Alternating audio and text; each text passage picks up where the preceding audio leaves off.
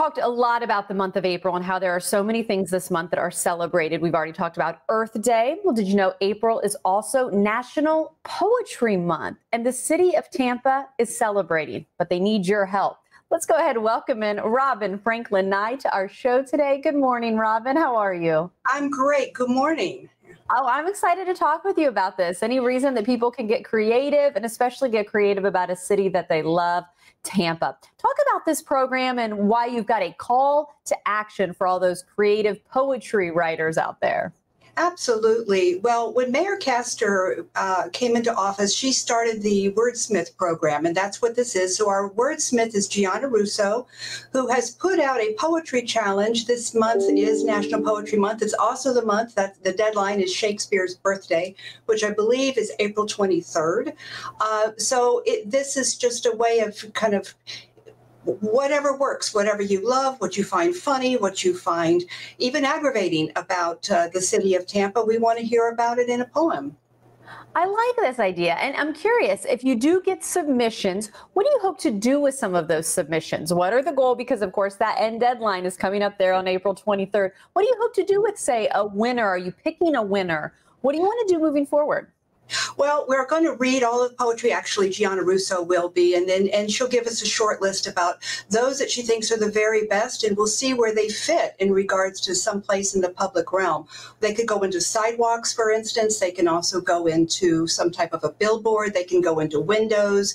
So we're really going to play with it. And I think language, first of all, let me just back up to say that the whole point of it is that language is so incredibly powerful and rich, and we are such a cultural diverse area that everybody uses it kind of differently. So it's wonderful to see how people kind of put their feelings about Tampa into words.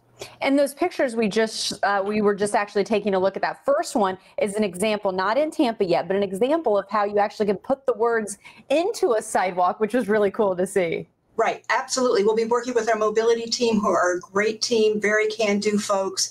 So we'll be doing, I know we'll be doing definitely some type of poetry in sidewalks. I love that. And then, of course, the installation. And I was telling you before we got started, I remember seeing this out and about in downtown Tampa, that installation. Being able to do something like that with that magnitude and just to be able to draw attention really does give you an appreciation of Tampa, but then the art behind it.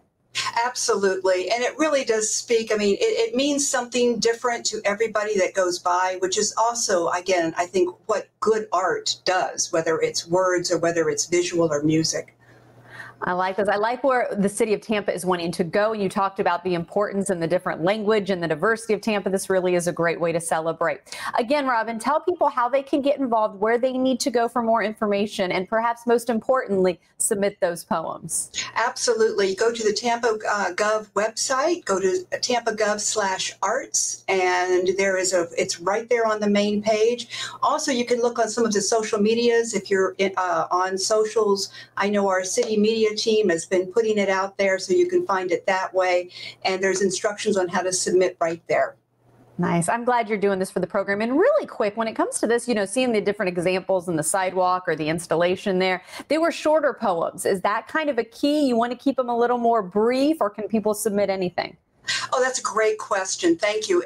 They can be anything. They can be.